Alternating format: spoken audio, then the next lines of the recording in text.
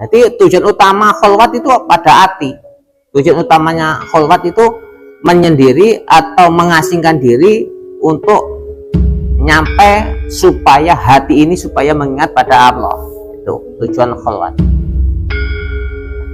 Ya, kholwat secara batiniah ini juga ada.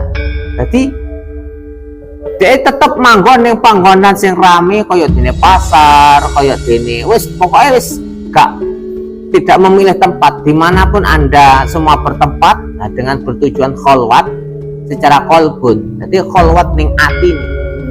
Jadi dia itu berusaha untuk selalu bersaksi atas adanya Allah. Ini kholwat. Ini jarang sekali terjadi karena kholwat seperti ini banyak sekali dilakukan orang-orang yang berpengetahuan wahdatul wujud atau berpedoman pada kunci-kunci dasar akmalunya wahdatul wujud. Itu tidak memandang tempat, arepa di pasar ya kholwat, arepa ning tengah sawah ya kholwat, arepa ning tempat pekerjaan ya kholwat, arepa tempat ning omah ngopeni keluargane ya kholwat. Jadi kholwat itu diletakkan pada hati, diletakkan pada kolbun. Maksudnya bagaimana? Supaya mengetahui man arafa nafsahu faqad arafa rabbahu. Sapa to sejatine sing nulungi aku? Sapa to sejatine sing ngersakne aku koyo ngene? Sapa sejatine sing bendina bangsa taksek sen? Nah, itu kholwat secara qalbun. Nah, kholwat seperti ini biasa dilakukan oleh orang-orang wahdatul wujud. Jadi dia tidak mengkhawatirkan tentang keberadaan keramaian. Yang dia khawatirkan tentang bagaimana dia supaya selalu bersaksi. Jadi dia khawatir tidak bersaksi adanya Allah, tapi dia selalu bersaksi tentang adanya Allah. Tuh. Jadi iringi orang yang kholwat secara umum dengan ingatnya orang yang kholwat secara wahdatul wujud, itu bedanya. La ilingi tujuan kholwati wong sing umum sing secara thariqah yang menempatkan diri pada tempat yang sepi atau tempat yang menyendiri atau yang bagaimana dengan berbagai macam segi hari untuk melatih diri supaya mengingat Allah. Gitu. Supaya mengingat Allah. Tapi orang wahdatul wujud supaya mengingat selalu bersaksi kepada Allah. Ini bedanya. Sing sito itu mengingat Allah, yang satunya mengingat kesaksiannya atas adanya Allah. Jadi letak perbedaan daripada kholwat yang di sini tuh lebih utama yang mana?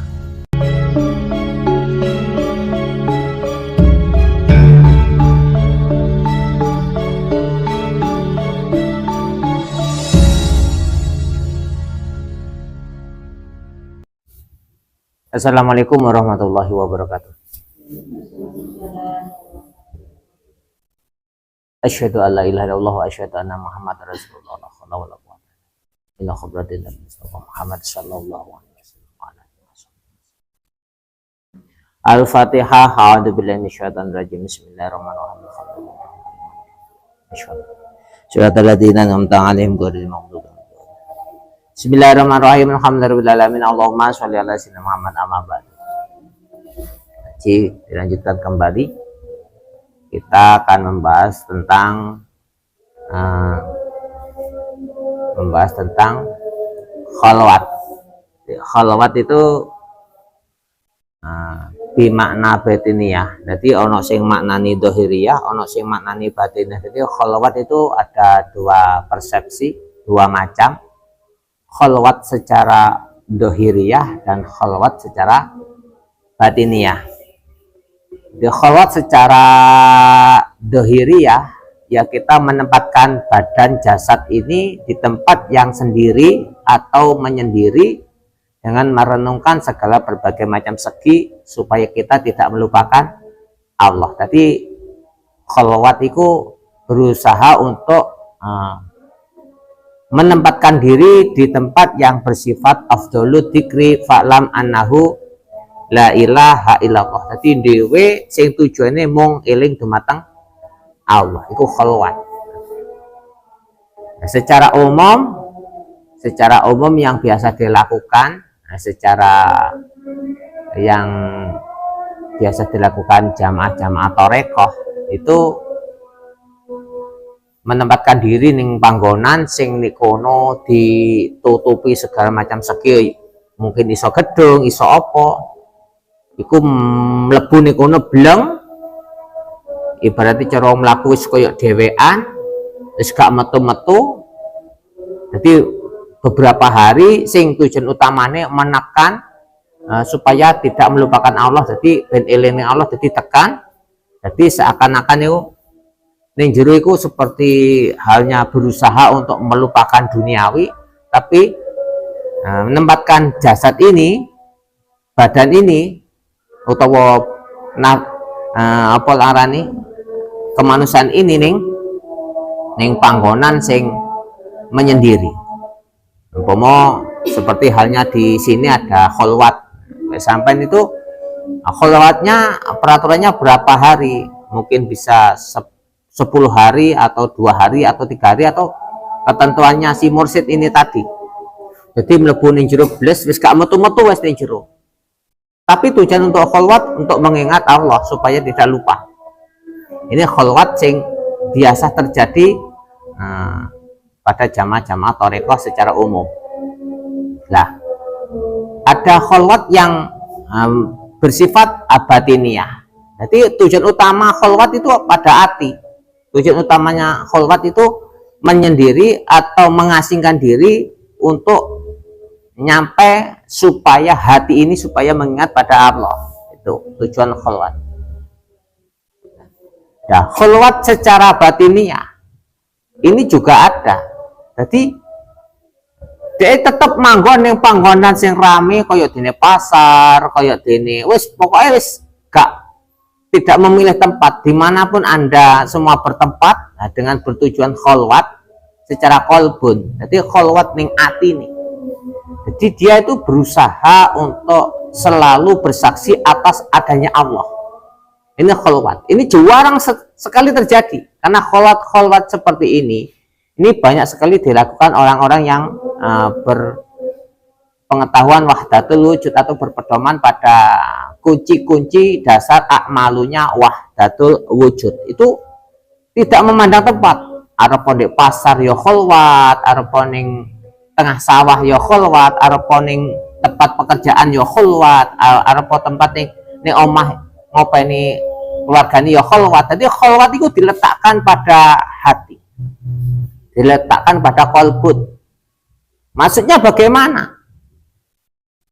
Supaya mengetahui man arafa nafsahu faqad arafa rabbahu. Sapa to sejatine sing nulungi aku? Sapa to sejatine sing ngersakne aku koyo ngene? Sapa sejatine sing bendina tansah tak sekseni? Nah, itu kholwat secara kolbun. Nah, kholwat seperti ini biasa dilakukan oleh orang-orang wahdatul wujud. Jadi dia tidak mengkhawatirkan tentang keberadaan keramaian. Yang dia khawatirkan tentang bagaimana dia supaya selalu bersaksi.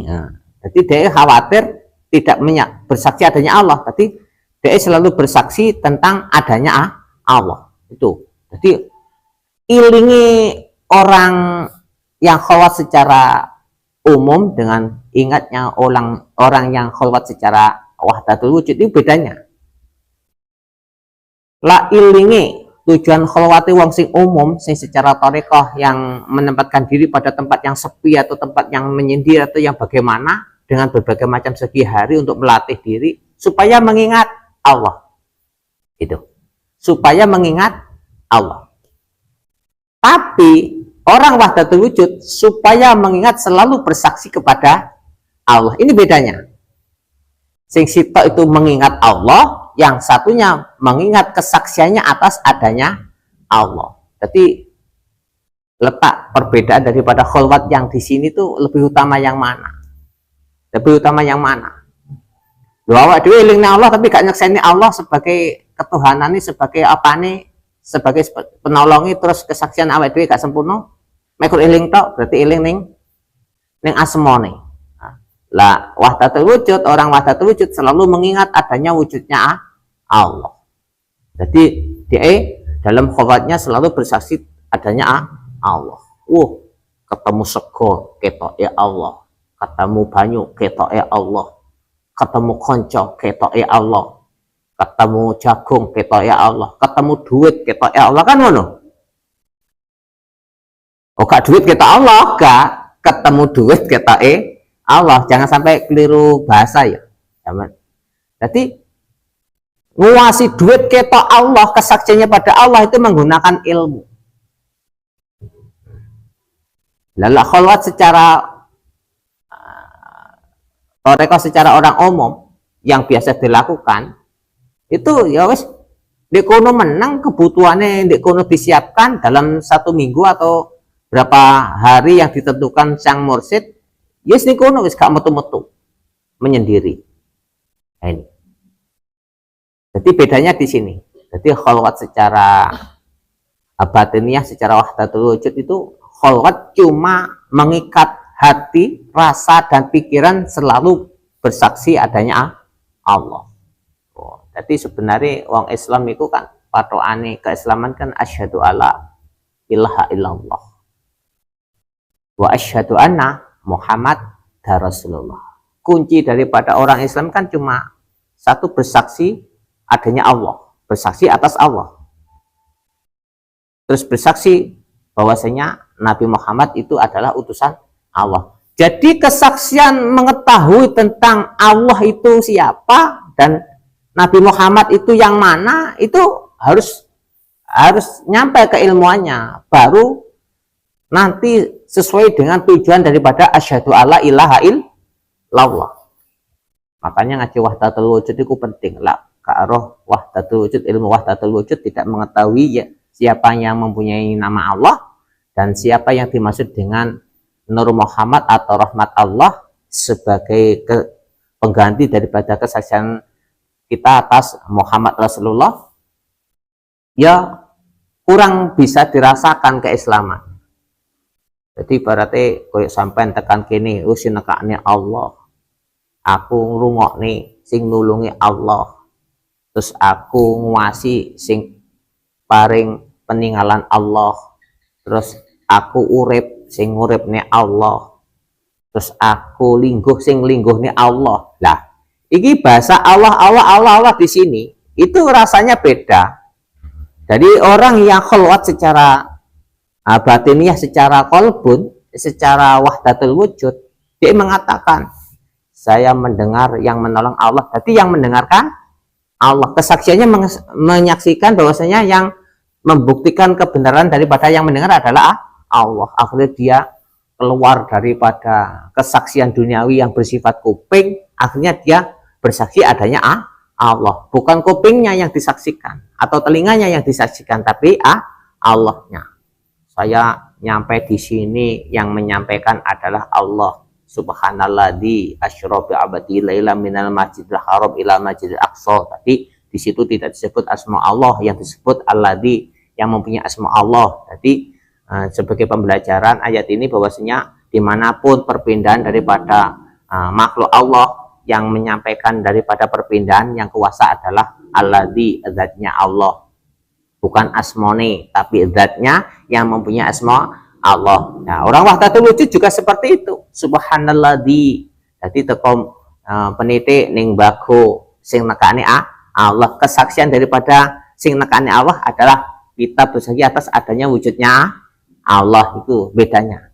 Jadi orang yang wahdatul wujud itu mengetahui yang mempunyai asma Allah. Jadi sehingga yang mengetahui atas asma Allah, ya itulah yang maha kuasa. Jadi akhirnya man arafa nafsahu faqad arafa rabbahu, mengenal diri kita bahwasanya kalau kita mengetahui tentang wujud daripada kita ini pada hakikatnya itu siapa sesungguhnya, dan bagaimana kita meletakkan kesaksian atas wujud diri kita ini, sehingga ketika kita bersaksi atas adanya Allah yang bersifat wujud, maka tiada wujud selain Allah. Maka kesaksian yang sesungguhnya adalah kita mengenal diri kita bahwasanya wujud kita ini sesungguhnya zatnya Allah itu sendiri yang menyampaikan kita ke sana kemari, terus akhirnya sampean mengetahui, loh sing diarani makhluk sing di, kan kayak gitu.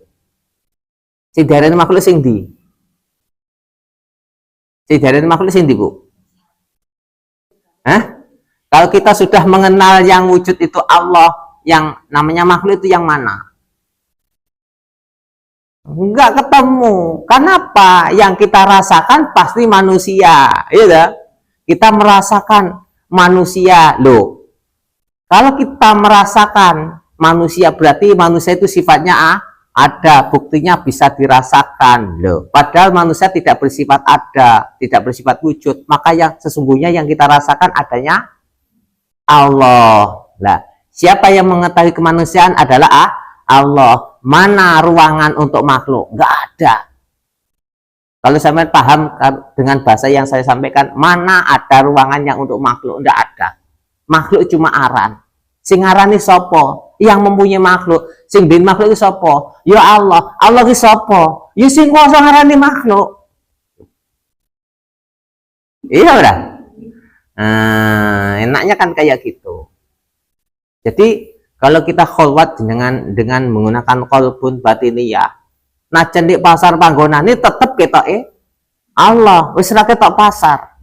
Najan ning tempat pengajian seperti ini ya ketoke Allah, ora tempat pengajian. Akhirnya inni wajjahtu wajhiya lilladzi fataras samawati wal arda hanifan musliman wa ma ana minal musyrikin. Jadi akhirnya kita selalu menghadap Allah dengan wajah Allah dan berhadapan dengan wajah Allah dengan adanya Allah, dengan kesaksian cuma adanya Allah, dan Allah ini dikhobarkan, diterangkan dengan bahasa sing ngebek-ngebeki langit bumi saisine, sing maksud apa? Langit bumi saisine iki sing ngebeki Allah maksudnya eneke Allah, ndak ono langit, ora ono bumi, ora ono alam semesta, yang ada cuma Allah. Bagaimana Allah menguasai langit bumi serta isinya? Fi wujudi Allah, yang dalam wujudi Allah itu sendiri. Fi wujudi Allah, lawan wujudi Allah itu sendiri. Maka yang kita saksikan pada hakikatnya cuma adanya Allah. Lah, kalau sudah seperti ini, kholwat secara batiniyah itu sudah berhasil. Karena tujuan kholwat adalah mengingat Allah dengan bukti keberadaan Allah. Makanya kalimatnya la ilaha illallah, ora ono jinise pangeran kang wajib dan sembah kelawan bener, kelawan hak, iku maujud. Nah, iku maujud mesti diikut sertakan. Kenapa? Lah, asma Allah tanpa ono wujute berarti urung manggon ono ing papan palungguane. Maksudnya piye? Asma Allah tanpa ono bukti wujute sing duweni asma Allah gurung nyampe kepada ruangan atau tempat ketuhanane, gurung nyampe. Jadi ketika kita mengenal Allah, kita harus berusaha siapa sesungguhnya yang mempunyai asma Allah, untuk supaya apa? Kita yakin adanya Allah. Makanya kayak gitu. Nah, ketika kita sudah nyampe, sudah mengetahui daripada ilmu wahdatul wujud, dan kita mengetahui bahwasanya ketika kita menghadap setiap yang wujud adalah pertolongan Allah, Allah menolongi dengan wujudnya Allah, maka pada hakikatnya tiada bedanya satu sama yang lain, karena semuanya bertempat kepada satu wujud yang sama, Allah subhanahu wa ta'ala. Enak ngaji kayak gini. Nah, tujuan kholwat secara batinnya adalah kita tidak membeda-bedakan tempat manapun, karena setiap tempat pasti bertempat kepada satu wujud yang sama. Dan kita selalu bersaksi bahwasanya yang bersifat ada adalah Allah. Asyhadu alla ilaha illallah. Itu kholwat secara batiniyah. Jadi timbangane sampean mlebu ning jero guwa meneng dhewean, akhirnya ono fitnah ngene, ono fitnah ngono. Lah piye to? Wong iku lah gak paham tentang tempat yang sepi, tempat yang menyendiri. Mlebu gua kuwi lho wis wedi, ya apa gak? Sing diwedeni apa? Ayo. Percaya gak percaya ana wong mlebu gua sing gak tau dileboni, mlebu blek. Enek rasa mamang buka? Dak dikduk der apa gak? Sing diwedeni sapa? Sing diwedeni kan sing enggak. Padahal orang kholwat menempatkan diri ke tempat yang sepi dan tiada yang lain, tujuan utamanya dia supaya mengingat Allah, tapi dia malah kelingan karo bangsa-bangsa selain bangsa-bangsa selain manusia, koyok jin, koyok setan, koyok iblis, koyok hantu, lan sekabehane. Karo peteng kuwi harus di peteng kuwi ngedeni rek ya iki. Jadi makanya kita kholwat itu nggak perlu di tempat yang seperti itu. Kholwatnya umat Muhammad, Nabi Muhammad Shallallahu Alaihi Wasallam ya, kholwatnya ya di tempat-tempat yang kita setiap hari kita berada di alam semesta ini kholwatnya. Umpama sampean lebu gua kholwat ya boleh, sah-sah saja. Di kamar kholwat ya boleh, sah-sah saja. Tapi tujuan kholwat adalah supaya selalu mengingat Allah. Nah, ini. Terus tujuan kholwat juga selalu mengingat kesaksiannya atas adanya Allah. Itu tujuan kholwat. Nah, sampean wis kholwat apa urung? Ya, tahap pertama kita harus kholwat. Kholwat itu menekan diri memasuki ruangan yang di situ cuma berusaha untuk selalu mengingat Allah. Itu ruangan kholwat. Jadi lah jasad iki ya iso ning pasar, iso ning papan pekerjaan, iso ning endiai. Sungguh luar biasa bagi orang-orang yang tidak selalu keluar dari kholwatnya. Dia tetap di dalam ruangan, yang ruangan di situ selalu untuk berusaha untuk mengingat Allah. Itu namanya kholwat. Nah, enaknya Nur Muhammad itu kholwatnya kan kayak gini. Sing di pasar budal pasar, sing ning proyek ya budal di proyek, sing di pekerjaan ya monggo budal, tapi tetap menjaga kholwatnya hati ini tadi, ruangan hati ini selalu mengingat kesaksiannya kita atas Allah, tadi selalu mengingat wujudnya Allah. Jadi lah sampean gak belajar ilmu wahdatul wujud, tidak mengetahui tentang zatnya Allah yang mempunyai asma Allah, ya tidak bisa kholwat secara qalbun, kesulitan.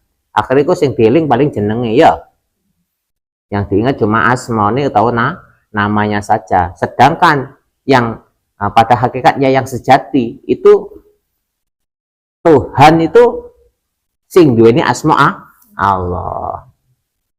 Ngono kuwi enake kan seperti itu. Makanya kita tadi membahas tentang kholwat secara umum dengan kholwat secara qalbun. Jadi kholwat secara umum itu kholwat secara syariah. Jadi kholwat yang mengikut sertakan jasad sebagai padanan utama untuk menyendiri atau menempatkan diri kepada tempat yang di situ ditentukan oleh sang mursyid untuk selalu mengingat Allah dengan hati, akal, dan pikirannya. Dan yang kedua, kholwat secara qalbun yang tidak menempatkan diri pada jasad ini, karena kita sudah mengetahui wujud kita ini sesungguhnya adanya siapa. Jadi sehingga kita menempatkan diri kepada kesaksian atas keberadaan wujud yang bersifat ada, yang di situ kesaksian kita bertempat, dan lahirlah asyhadu alla ilaha illallah. Nah, dengan jalan selalu beraktivitas seperti biasa dan cuma untuk menjaga hati, akal, dan pikiran supaya masuk di dalam ruangan yang di situ cuma adanya Allah. Tadi sudah mengetahui bahwasanya hati, akal, dan pikiran sudah menempati wujudnya Allah. Itu namanya kholwat secara qalbun. Muga-muga paham nggih, Bu. Muga-muga ana manfaate. Monggo berusaha untuk kholwat, mengasingkan diri dari alam semesta ini cuma untuk menuju bagaimana kita lebih dekat dengan Allah Subhanahu wa ta'ala, supaya kita lebih dilindungi oleh Allah dan supaya lebih dikasih oleh Allah. Mudah-mudahan kita semua mendapatkan ridha Allah. Wasikum wa nafsi bidzallah. Assalamualaikum warahmatullahi wabarakatuh.